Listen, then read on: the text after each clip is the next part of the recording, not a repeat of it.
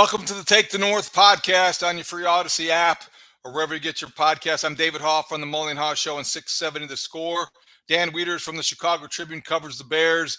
We are closing in on 2 weeks before the NFL draft. The Bears have the number 9 pick as we speak, unless they decide to trade again. Dan, a lot of conversation, a couple moves in the NFL that are worth talking about, a couple visits to Haugh that are worth discussing as well. Overall, the mindset and the mentality the Bears are taking into this draft is the most interesting thing right now for Ryan Poles and company. Where do you want to start? Yeah, wherever you want to start. I think we are kind of in that home stretch here, at least as it pertains to what they're doing at Haugh and trying to get some cement to settle on their draft board, right? And so that you go in to night 1, night 2, day 3 of the draft with an understanding of where everybody is on your board and how you can successfully navigate it. I would imagine here in the coming days and weeks, so you're going to have the mock drafts inside of Haugh, the ones that matter, of them kind of going through scenarios and situations and being ready to pivot and getting themselves ready for every possible scenario that they could face, not only with pick number 9, but again, they're going to be picking, with some premium picks on day 2, and then with the first pick on day 3, if they stay where they are right now. So there's a lot to get done and a lot of scenarios to go through internally. So let's talk about the visit over the weekend, Sunday and Monday. Reportedly, Nolan Smith from Georgia, the edge rusher, the highest rated edge rusher in the draft behind Will Anderson by most draft boards, by many evaluators, visited Haugh. He's from Georgia. It seems like everybody the Bears are either interested in or drafted from Georgia. They have a pipeline straight from shuttle, the Lake Forest to Athens shuttle back and forth. Nolan Smith's a very interesting prospect, 4.39 in the 40-yard dash, explosive as they come, productive in college. He does have the high character that the Bears seek in high draft picks. Dan, I don't know, though, where he ranks in terms of prospects that I would, automatically think, okay, I can see where they're coming from. I have to be honest. I have a few reservations when it comes to, the Bears, if they go to the podium and Roger Goodell announces with the 9th pick, they pick Nolan Smith, I would understand what they see in him as a player. I just don't know if it would address what they need to address at this moment. Well, here's what you have to wrap your brains around as it relates to Nolan Smith. 6'2", 238 pounds. And so what you see is a guy with the skill set and the size to be an ideal fit as an edge rusher in a 3-4 system. We all know that Matt Eberflus runs a 4-3 system and spent much of March getting his free agency shopping done to get off the ball linebackers, which a lot of people think that if Nolan Smith were to join a 4-3 system, he is better suited to be an off the ball linebacker that you kind of play around with and use as a chess piece. And so fit is a huge question mark that the Bears would have to explain if that's a decision they were to make. Now, I've had other people in the league tell me, look, like, you just get rid of the 3-4, 4-3 discussion when you're talking about prospects at this point and say, what can this guy do at an elite level? What can this guy do that potentially makes him a star in the NFL? And if you are sold that he has star qualities, well, then you figure out how to kind of reconfigure and set up roles and set up niches and do some things defensively that bring out the skills in the player that you draft. It's a fascinating discussion because, to your point, the talent is there. The speed is elite. There's juice to this guy, both in terms of the athleticism he brings and in terms of the energy that he creates for teammates. Now you just have to figure out if it makes sense for you with what you are trying to do. I can't quite get my brain wrapped around it because of what we just talked about in terms of that 3-4, 4-3 fit. But there are people that know a lot more about the game and get paid a lot more money to make those decisions than me at Haugh. And so I'd be curious to know kind of how they're sifting through this. Well, when I was talking this through with somebody who kind of evaluates players for a living, it was pointed out to me not to forget one thing about the Bears, where they are in this build or rebuild or however you want to describe it. And it was that, hey, remember, you're looking at this, and he's talking about you guys being the media. You guys are looking at this as the 2023 draft, the first pick, the 9th overall selection. Yeah. Whereas I think if you are in a front office, you're trained to kind of look at things in bigger windows and maybe more of a macro type approach. And the point was made to me, was like, don't forget the Bears have 2 first-round draft picks in 2024. And so you go into this draft wanting to address all of your most pressing needs, but knowing that that's probably unrealistic. So if you have somebody like a Nolan Smith is in this example that you could envision being a really high caliber Pro Bowl level type of player down the road, then you take him and you figure it out. And it was also, that point was driven home by not only with the Nolan Smith example, because that was the context of the question that I asked, but it was like he brought up Bijan Robinson and what we talked about in the last pod, as far as don't think of this just in the prism of this draft. You remember the Bears have, accumulated some high picks in the next draft, so that's also to be considered. No question about it. And look, like I am 100% on the bus that says if you see a player that you are convinced can be a star, you don't find reasons to kick him off the bus, right? Like you bring him to wherever you're going and you say, we're going to figure this out as we go. I've got an extension of the discussion that you just had about, seeing more than just Thursday night of this draft when you're seeing the big picture of the Chicago Bears in a minute. But as it relates to Nolan Smith, you hear comparisons to Hassan Reddick, who was a very similar size coming out of college, who had a very similar skill set. Oh, by the way, this past season, Hassan Reddick had his big breakthrough and was a Pro Bowl pass rusher, defensive weapon, who I think finished second in the NFL in sacks for a team that played for the Super Bowl, right? And so you're not in a position to turn down that caliber of talent, that caliber of athlete. The question is when you have a whole bunch of guys on a cloud, on a shelf. What is Poles saying? Is he using tiers or clouds or shelves? I can't remember where we were with him. Buckets. I think he was a bucket guy, right? Is he a bucket guy? So if you're in the bucket, I don't like buckets. Buckets, it's a little awkward. Too deep for you to dig into that bucket. But anyway, you're gonna have multiple selections in that range, and now you just got to figure out what makes the most sense for you. Look, I think there's going to be we could probably do an entire episode the first week of May about the guys the Bears passed on. The Monday episode is who did they draft? And then the Tuesday episode is who did they pass on? Because particularly at the top of the draft, those conversations are going to be fascinating because you always have to play that game of what might have been and what could be up the road and figure out why decisions were made. Because once you understand the philosophy of why decisions are made, then you have a better lens with which to judge the evaluators who are making the decisions. And see, I look at it this way too, is that I keep finding in the case of Nolan Smith, another player that in my mind, again, this is our podcast. These are just our opinions. In my mind, disqualifies probably Jalen Carter. Because you look at all of the things that you look at in wanting to draft for the Bears and Ryan Poles specifically this year, is that if you have the option of getting a surer thing, there's no such thing as a sure thing in the draft, but a surer thing, then I think that you probably are more inclined to take that prospect. And now if Nolan Smith falls into the categories, I think he does, you've got another guy that I think is more of a surer thing than Jalen Carter, who has the risk reward calculus is very difficult for me to balance out. So you've got Bijan Robinson and you've got Nolan Smith and you've got 3 offensive tackles. Yeah. And the only guys that I put in the kind of sketchy category where I have questions would be Tyree Wilson, because doesn't he have like surgery and an ankle with some screw in his, I don't want to pass bad information, but doesn't he have health issues associated with his ankle? And Jalen Carter, who has the obvious concerns that we've documented. Yeah, and that's one of those things that Ryan Poles is going to have to find comfort in as he gets closer to draft weekend is figuring out how wedded to the surest things he is. You can see ceiling, you can see potential, you can see star potential in a certain player, but you have trouble laying your head down at night leading up to the draft, wondering what happens if he completely fails on us. What if he busts out, and how much does that set our rebuild back? I think you are both in agreement that and it's the reason we spent so much time on the Bijan Robinson discussion. Sure things are really nice to have. Star players are really nice to have when you're a 14-loss football team with not a lot of sure things or star players.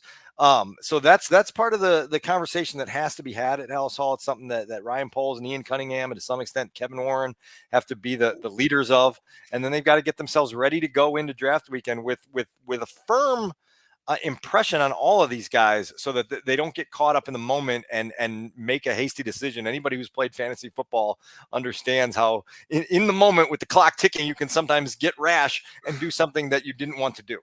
Also, because it's in line with the way maybe the Bears have approached free agency, and then what they did when they did move down from 1 to 9, and how they approached it.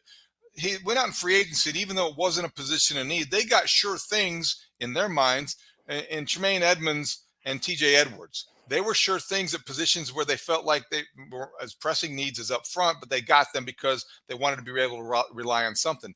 They win the trade, and they got DJ Moore after trading for Chase Claypool. Obviously, everybody understands why, but when you can get a sure thing that is, more predictable, I think you're more inclined to want to do that. You want to create a roster, a depth chart that has as few question marks as possible. Even when you have players who you think are high potential, you don't want to have those have high risk as well. So I don't know. It's something I thought about as we're starting to look into what to expect from Ryan Poles. I think what you just described was a general manager that you want to approach on April 27th. You want to approach that day with conviction. You want him to be somebody who, dare I say it, I mean, every general manager, you want to have a sense of conviction when you draft him. Ryan Pace had it when he traded for Mitch Trubisky. Didn't work out, but he was hell-bent on getting a quarterback on that night. And I think that similarly, maybe not as recklessly, but I think similarly, you want the same kind of approach from Ryan Poles, because he hasn't ruined his reputation yet. He hasn't made the trade that he'll never outgrow. So I think that's what you're looking for. Well, to that end, the player that he selects as the number 9 overall pick will become part of the resume, a huge part. It'll be the first round pick that Ryan Poles makes as an NFL general manager. It will be a statement of which direction his report card is going to go. Obviously, we know it takes a couple of years to make firm judgments on those types of things, but you want to look back on that pick and say that was a catalyst and not something that sent us sideways a little bit. And so the mission to create sturdiness is ongoing, and it's something that they have to do. Now, I'll bring this up now because I think it is an extension of what you talked about earlier, because this has been mentioned to me in a couple different forums as well. And I had a conversation that we will play next week with NFL Network analyst Daniel Jeremiah about a number of Bears topics. And one of them was what you just mentioned, the idea that there has been a firm acknowledgement inside the building at Halas Hall that this is going to take multiple drafts, perhaps 3 or 4 of them, to get this thing back right because of where the Bears are coming from as a 14-loss team with a roster that's completely blown up. And when you zoom out, we're conditioned to look at it. All we see is mock drafts of the top 10, mock drafts of the first round, and think that that's the be-all, end-all. Well, now you're talking about, okay, how do we assemble 3 or 4? And I asked Daniel Jeremiah specifically, with that internal acknowledgement, what do you do inside a building to reset expectations and kind of establish a bullseye so you don't get caught up in the pressure to fix everything now, and think that every single selection you make has to be the be all end all. What he said to me was fascinating. And the conversation was almost along the lines of big goal, little goal. And if the big goal is to ultimately become a championship contender, the little goal is to try and figure out what 2023 is all about.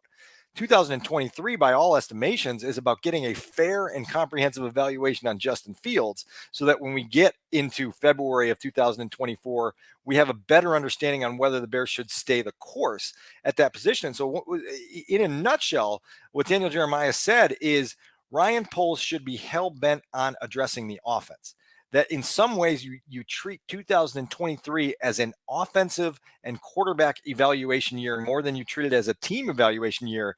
And as tricky as that gets, and I know you'll have some thoughts on that in a minute, you have a mission here to figure out who Justin Fields is. And so to that point, establish the no excuses tour, get him as many offensive gifts in this draft as you can, linemen, pass catchers, running backs, whatever it may be, and then get that full evaluation so that when we get to this time next year, you know exactly where, your GPS is set.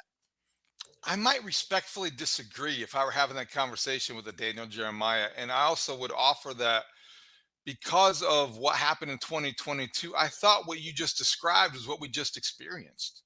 Wasn't 2022 to find out what you have in Justin Fields? Yes. They believe that they have a quarterback that they weren't going to back away from or else this draft would be treated entirely different. We wouldn't be talking about the number 9 pick. They'd be keeping the number 1 pick, and they'd be going after Bryce Young or C.J. Stroud or whoever, or Will Levis, the guy who eats bananas with the peel on them and has coffee with mayonnaise. By the way, that should drop him and eliminate him from many draft boards. But I think that was what I thought last season was all about, was figuring out what you had at quarterback. I would argue, I mean, here's how I distinguish that, and then I'll get your thoughts on it, because it is an interesting topic of conversation. For me, 2022 was figuring out, does Justin Fields have the potential to be your forever quarterback? I think you answered that with a yes. 2023 is about answering the question, is Justin Fields your forever quarterback? Potential goes out the window, and you have to see things from him as a passer, as a playmaker, as a guy who can run an offense at a high level consistently every single week to make opposing defenses scared. That keeps you on that course, because there is a possibility right now that we get to the end of 2023 and say Justin isn't the answer. Possibly, but at some point in time, and maybe this can be a public service, but like at some point in time, I hope that people remember that evaluating a quarterback and what he means to your franchise, you can't totally neglect the defense. You cannot totally neglect one side of the ball and expect to concentrate fully on the offense in the draft because you need to get everything out of this quarterback that may or may not be the answer. I think you've committed to him enough. If you get your first round offensive tackle, great. Or if you get an offensive tackle, that's it. At some point in time, you've got to devote some resources to a defense, or else you're not going to be able to stop anybody and get your quarterback, put him in a position to play complementary football at all, because it's a myth in Chicago. Complementary football, nobody cares about the defense anymore. All everyone cares about, if we go through another season where everything is about making the quarterback look good and getting him his weapons and an offensive line, I get it. They've done that. Now they're doing that. Now you got to get somebody who's going to stop somebody, or else you're going to be really in that hole for a long, long time. Well, just to be fair to what Daniel Jeremiah was saying, I don't think he was saying totally neglect the defense and use all 10 draft picks on offensive players, or, devote your entire bin of resources to your offense. It's just make that the priority. Yeah, I don't mean to pick on him. I just but I do think it's a valuable discussion to have, because it does set up for the possibility of make sure that you're not getting swept away with the idea of, we have to compete at a high level in 2023, because it's not realistic from where they're coming from. And so if you take those baby steps and you say, well, 2023, we have to show that we can play offense at a higher level with a quarterback that we think has the chance to break through and become a guy that we pay $250 million in the not too distant future, well, then you set things up so that evaluation and that springboard can be established for him. And if he hits the springboard and still falls on his face, then you say, okay, we've got to move in a different direction. I think it's not necessarily the be all end all to how you make decisions, but it does provide a compass in certain situations where, if you are kind of torn, well, I don't know if we want to go player A, player B, player C here. Okay, when in doubt, steer towards whatever is going to give you the best possible chance of evaluating Justin Fields at the deepest level. And then, you make the decisions that are no brainers. If in round 2 at pick 53, it's clearly a defensive player, 100%, you take that guy and you don't look back. Yeah, definitely. I mean, there's going to be, I just think that's going to be your fail safe. You're going to maybe offense and you want to lean that way. Okay. I guess I just want to, they're going to be able to go to the the podium on draft night and defend anybody they pick. Of course. Because they have so many needs. And I just don't want them to be totally, deflated as a fan base, or people to be like so disappointed if they pick a defensive player, whether it's a tackle, whether it's an edge rusher, or whether it's a cornerback, which brings us to my next point. Yeah. And I think that when you look at what happened around the league on Tuesday, and I wonder how it could affect, like everything that happens in the NFL could affect the Bears, it could affect this draft. The Lions traded Jeffrey Okudah to the Atlanta Falcons for a 5th round draft pick. Jeffrey Okudah is a cornerback who was a 3rd overall pick a couple years ago, and he never lived up to his potential. He's from Ohio State.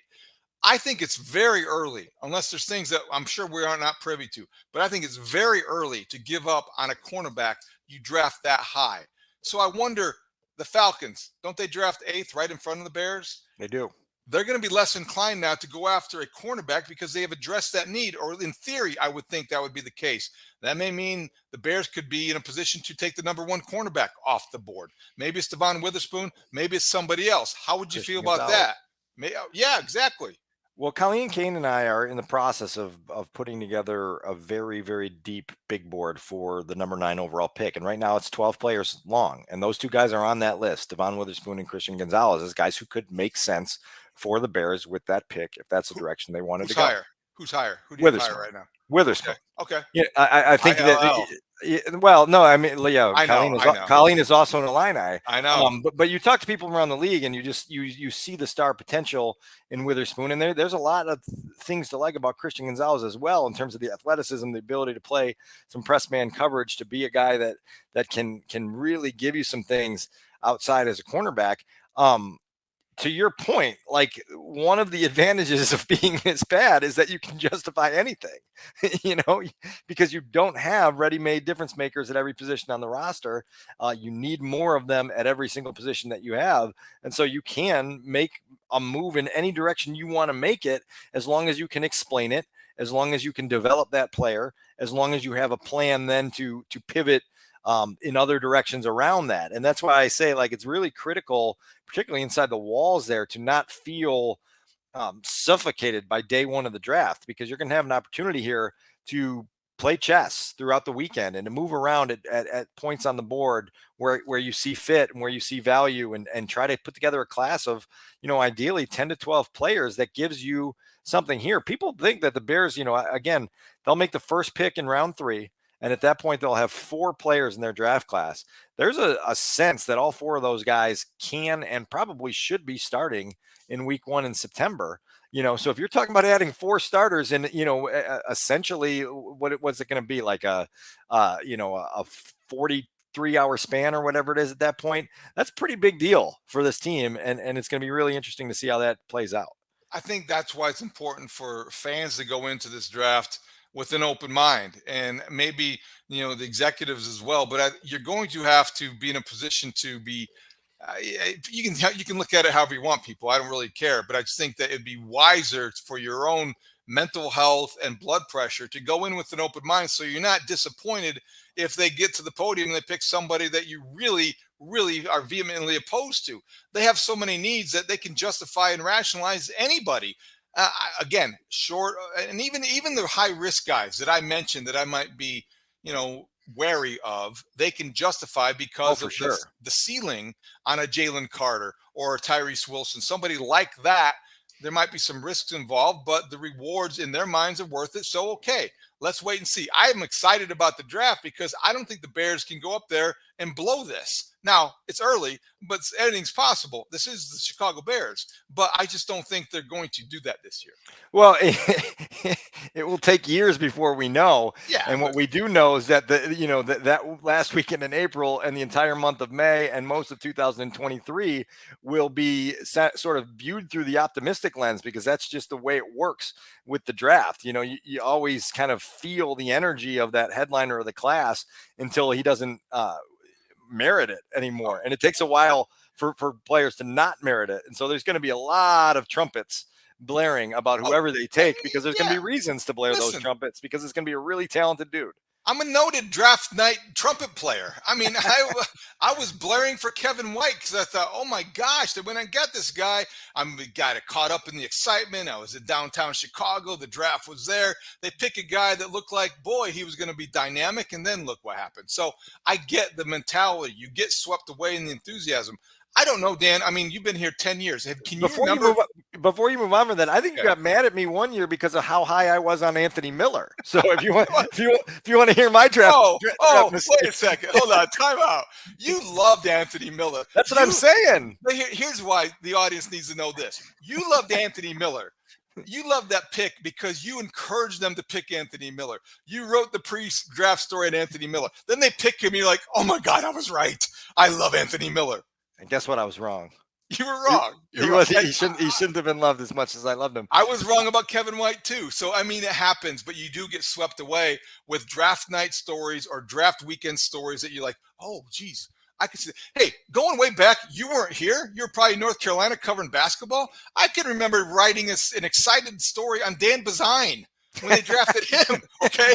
So this is interesting, and I know I've teased this a few times. Next week we'll get a chance to talk about this. Brad Biggs and I are analyzing all 151 picks that the Bears have made in the last 20 years. I love that idea. Dan Bernstein is a guy I have no idea who it is. And I got there, I had to call Biggsy up. I'm like, what, who is this dude? Suffice it to say that in our batting average calculus, he registered as an out, and he did not register as a hit. That was a Jerry Angelo pick, correct? Yes, Jerry Angelo. I don't even know what year it was. It's just like, who the hell is Dan Bernstein? 2007 or 8-ish. But this is an assignment for you, for the pod, and for the Tribune. Oh, man, we got an assignment. Go back.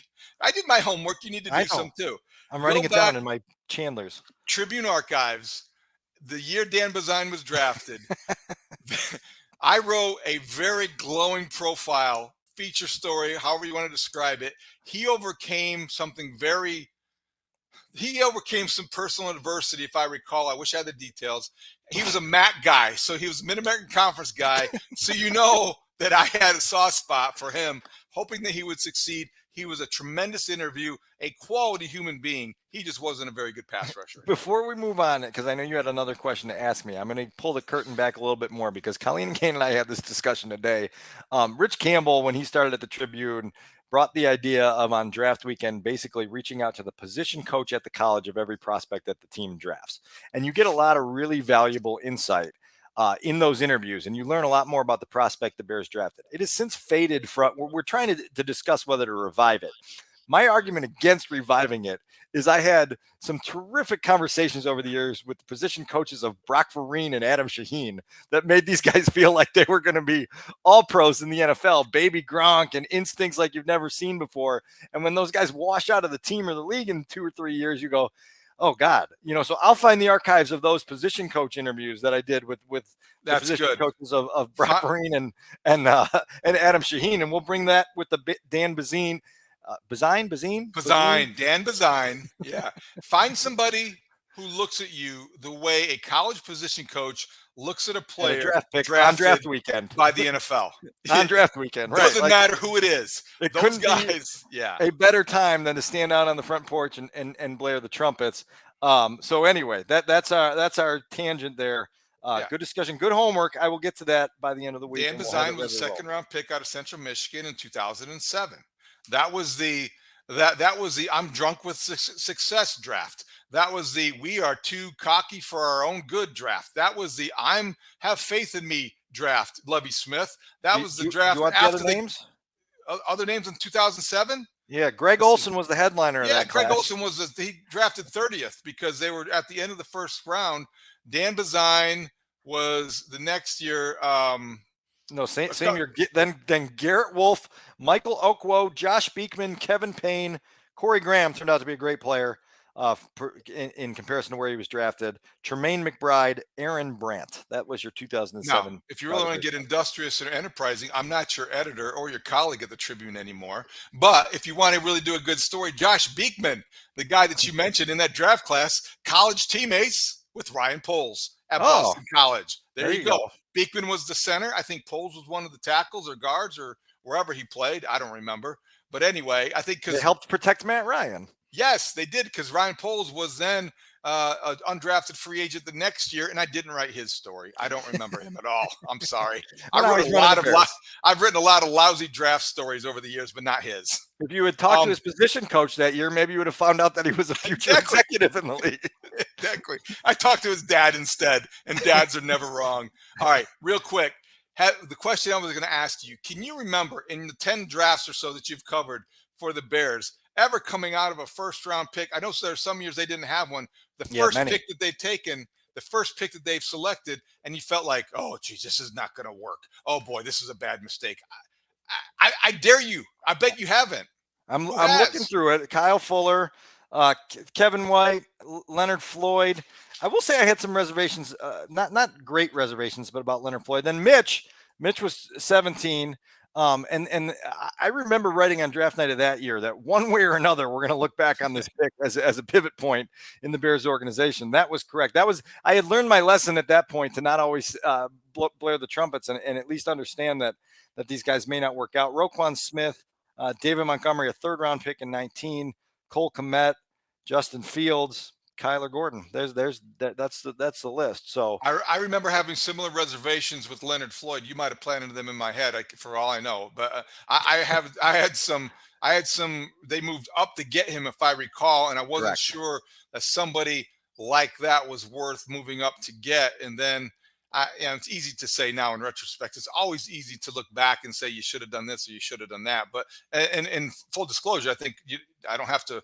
It's no secret. I mean, the night that they traded up to get Mitch Trubisky, I applauded that as loudly as anybody because I felt like it was a move. You were sold by the Toyota Camry, weren't you? I didn't care about the Camry. I did read your story, but I don't care about the Camry. I thought it was Ryan Pace, establishing himself and finally doing something the Bears hadn't done in forever. That was moving up to get the quarterback they wanted. I was a Deshaun Watson guy. I wrote that morning in the paper. They should have taken him. God, I'm glad they dodged that bullet. But you know what I mean. So I think it was just surprised that he did that. I'm rambling. Two quick Leonard Floyd nuggets before we move on. He was drafted the second year that the draft was in Chicago. I was at the Auditorium Theater waiting to talk to the Bears prospect in person that they drafted. Leonard Floyd didn't come to the draft that year. He was back home in Georgia. So I had almost no work to do that night because there was no one to talk to. Leonard Floyd was made available on a conference call at Hallis Hall. I wasn't there. It was an odd night. The other one, loyal listener to the Take the North podcast, Zach Zaidman, loves this fun fact about Leonard Floyd. Leonard Floyd's dad name is Leonard Lloyd. No way. Really? 100%. Leonard Lloyd Floyd? It's just Leonard Lloyd. And then Leonard Floyd. Oh, I had no idea. That's crazy. Zach likes that nugget? Oh yeah. Loves that nugget. Wow. Yeah, I just remember being kind of nonplussed by the move and thinking, okay, I don't know if this guy is going to be a successful NFL pass rusher. I also remember, I think the closest I ever came to poo-pooing a pick that was a high pick was, I remember when they picked Shea McClellan. This was Phil Emery. And Shea McClellan was coming. I loved the narrative. I always fall in love with those a little bit. Chicken Dinner Road, and he came from Idaho. All those things that made it a really good story. But I remember writing, like, why does Phil Emery always feel like he's got to try to be the smartest guy in the room? And that was that pick that epitomized that. It was like, what does he know that everyone else doesn't? And what are you doing reaching a draft pick, I think number 19 overall? So that's about as critical as I can remember being on draft night, because everybody wants to believe in something on draft night. Everyone wants to feel like a position coach on draft night. In our comprehensive draft review, I will point out that a couple years after the Shea McClellan pick, the Bears selected Ego Ferguson 2 selections before the Green Bay Packers took a guy named Devontae Adams. Oh, that hurts. Ego Ferguson, one of the guys on the all-name team. Yeah. But he never really materialized. He was from LSU, wasn't he? Correct, yes. Yeah. Did never really materialized. Devontae Adams went after Ego Ferguson? Two selections later. That's a whiff for the ages. Oh, my gosh. Okay, so fun draft stuff. Anything else that we haven't necessarily covered in talking about all the kind of draft things to come, because there'll be plenty more conversation ahead? Yeah. New name in Mel Kiper's latest mock draft. I think this is Mel Kiper's 4th and penultimate mock draft. He'll do one more draft week, but he's got Darnell Wright to the Bears in this latest one. That's the offensive tackle out of Tennessee. The logic now, look, Mel has previously mocked Paris Johnson to the Bears, which is, everyone is sort of assuming they'll pick off the Skoronski, Paris Johnson, Broderick Jones menu, but he thinks that Darnell Wright could be a guy that intrigues them as a guy who would play on the right side. He made 13 starts last season at Tennessee on the right side. If you feel comfortable enough to keep Braxton Jones on the left and you want to use a pick on the right side, that's a name that we haven't talked about at all during the pre-draft process. He pops up in Mel Kiper's mock draft this week. I don't know that it means much, but I just figured I'd throw it out there because it is a new prospect that's being floated. His claim to fame is that Will Anderson called him the toughest offensive tackle he faced in the SEC. That's high praise coming from the highest rated pass rusher in the draft. I don't know that I want to draft someone based on a compliment from a peer. Possibly.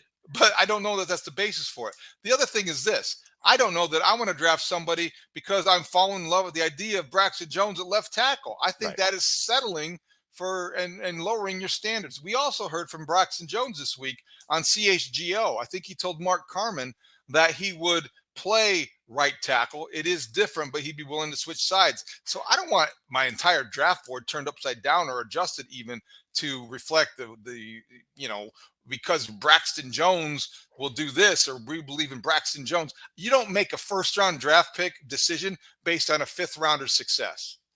All right. Well, you just took a healthy dump on Mel Kiper's latest mock draft, and that's all we need to do. I just thought I'd throw it out there, but I'm glad you had a chance to. I'm just saying, give your reaction to it. Off the top of my head, that's exactly what I think about that one. Look, he's a fine player, and maybe if the Bears move down, if they move down, I don't think. Do you think he's worth the 9th overall pick? No. Over those other guys? No, I do not. I don't think it'll happen. It just it caught my attention.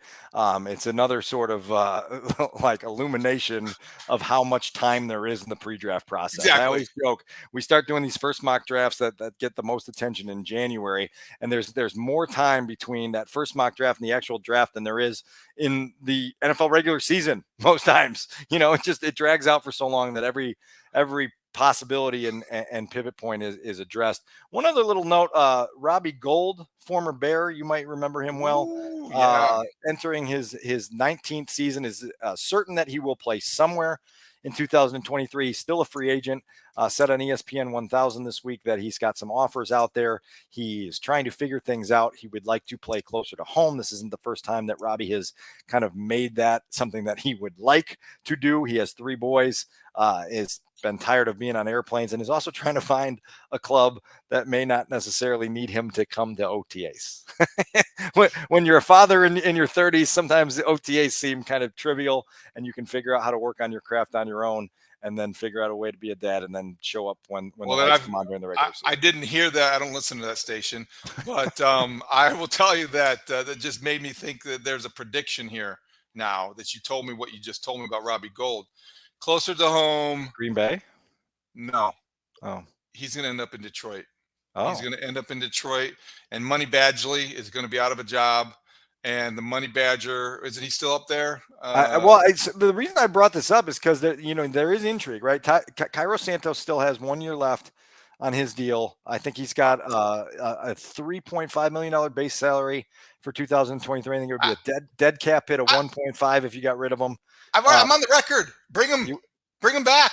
It's interesting because Robbie's exit occurred because the Bears were a little tight under the cap and had a clear room for Josh Sitton, and personalities clashed at Halas Hall, and off went the all-time leading scorer of the franchise. They got nothing but money coming out of their whatever at Halas Hall, and so now maybe the chance to make a wrong right by going and spending some of that money on Robbie Gold. I don't think it's going to happen. I just thought it was interesting. Why not? Because I think that it would be negligent if they didn't at least make an offer or look into it, because you need certainty at every position, and he offers more certainty than anybody they've got right now. Does he have history with Richard Hightower? I can't recall. I don't recall. Yeah, San Francisco, yeah, for sure. I think that maybe a little bit sense. Here. It would make sense. I would vow not to even piss him off this time around. I would try to be a good soldier with Robbie. I mean, we made up. He made up with everybody. He loves the Chicago media. Oh yeah. So he's going to be a member of the Chicago media one day. I predict that. This little entree and AM 1000 is going to lead to something somewhere, because Robbie Gold's very good at everything that he tries. And so I hope he comes back to the Bears, including golf. So yeah. We've spent way too much time talking about kickers, though. All right. I think he could end up in the Lions. I bet you he ends up with the Lions if he doesn't end up with the Bears. Putting it on your prediction list. Hey, by the way, Lions, last thought. They're going to get Teddy Bridgewater? Are they talking to him? That's a problem, Dan. Look, they are doing some really nice things in Detroit. I don't understand them trading Okudah. I really don't. But they do have a lot of talent there. And adding a guy like Bridgewater to back up Jared Goff after the season he had, that makes them really, really solid at quarterback.